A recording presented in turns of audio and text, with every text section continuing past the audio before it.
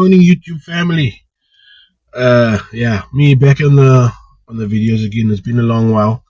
I did drop a video recently. I do apologize for being away from the channel. It's been a tough time with life and health and everything else going on. But I aim to get back on the grind. As you can see, I haven't even shaved. I'm kind of scruffy looking. But yeah, back to what we need to do. I'm gonna be trying to get a video out at least every week or every 2 weeks. Currently it's a bit difficult for editing and videoing on my end with trying to grind away to earn a living. But let's get back to what I actually want to do today. So let me just get this camera pointed in the right direction and I'll show you what we're going to be doing. Before I do that, I just want to make sure this is not a tutorial on how to. It's just me faffing around trying to fix something that is broken on the car. So you can see I've got dashboard lights, but my head unit doesn't work. So pressing the power button, no head unit power coming on, and also I've got no power on my cigarette lighter. So which means that whole unit needs to come out, and I need to trace the fuse to find where the fuse is and replace that fuse. So let's get to it. To get this off, all we have to do is just lift this up because this is clipped in. So let me just get that off. I've already unclipped it, so that's simple as that. And we have one screw over there and one screw over there. So let me get that out and then I'll pick you guys back up. So as you can see, I've got the cluster out. This is where all the fuses are sitting. And now all I have to do is find which fuse it is that has popped and replace it. And this is the fuse that we got. It's a little doesn't focus, and if this thing will focus, I don't think it's going to, but it's definitely blown. So I putting everything back together. So it looks like we have another problem because I popped 4 fuses, well actually 3 because that's the original one. I put in a 15 amp, it popped. I put a 20 amp in, it popped again, and I put a second 20 amp in and popped it again. So unfortunately there's a bigger problem.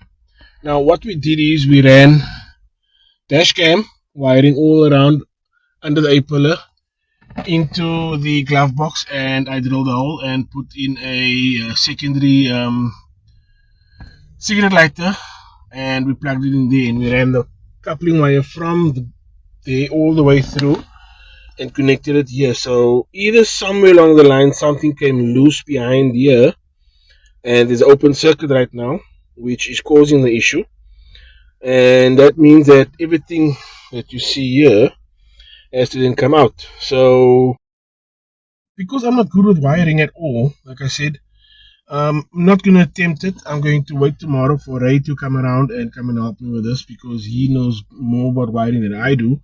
So tomorrow afternoon after work, I will strip the center console out and try to get into the back where we wired up the secondary cigarette lighter, because every time I turn the ignition on, it pops the fuse, and like I said, I popped 3 fuses already, which leads me to believe that, like I said, something's loose in there.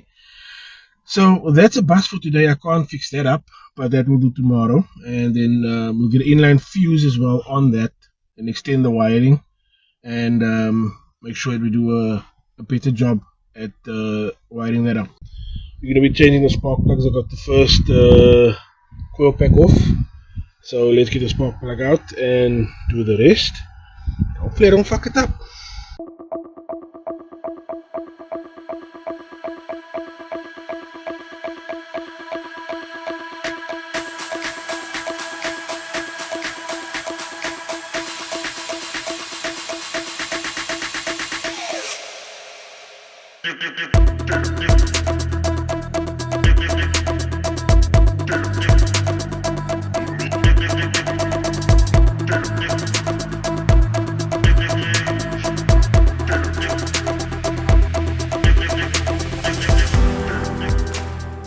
Okay, Focus.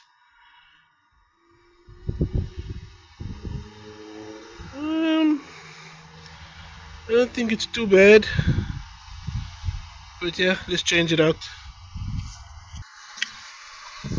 Okay, so all done. That one. We got 3 more to do. So what I'll do is I'll put you guys down and catch you back up once it's all done. All 4 plugs have been changed, and you can hear the car is idling smoothly. So I didn't fuck up anything. Yeah, I did a little bit of a clean up on the end tapper cover as well as the coil packs. I cleaned it up a little bit, just make it look a bit neat. So what I eventually want to do is make these red, or give me some Audi R8 coil packs. You never know. And then yeah, just tidy up and spruce up the engine bay a little bit more. Other than that, I'm happy. Everything sounds okay. So there's one more thing that I need to do before we're done with this video is I need to replace the cabin filter, but I'm going to do a little trick that MCM Marty showed on one of his videos, and I'm going to incorporate that into what I want to do, but with my own little twist on it. And let me get that done and I'll show you what I'm going to do. Let me just button up the engine bay and clean up everything there, and then we can head to doing the cabin filter. New cabin filter, air freshener. So what I'm going to do is I'm going to take this air freshener and I'm going to put on the cabin filter, and then we're going to fit it into the car. The difference it makes now that the car's been serviced. I don't have a flat spot on second gear anymore like I used to. Car has a better pickup, better response now that I've changed the spark plugs, did a fresh oil change, and it's actually a pleasure drive, guys. You should try, all try this on your cabin filter. Either buy yourselves a liquid bottle of car freshener and dump it out on the air onto the cabin air filter, or get yourselves one of these 3 air fresheners you hang from the rearview mirror. Put it there and put your cabin filter back in spot. I guarantee you always have a fresh, beautiful smelling interior in your vehicle, and makes it a pleasure to drive. But hey, I'm rambling. I need to get this car back to where I need to be, and park it off so I can clean it, and then get to working on part 2 of the video that I promised you guys.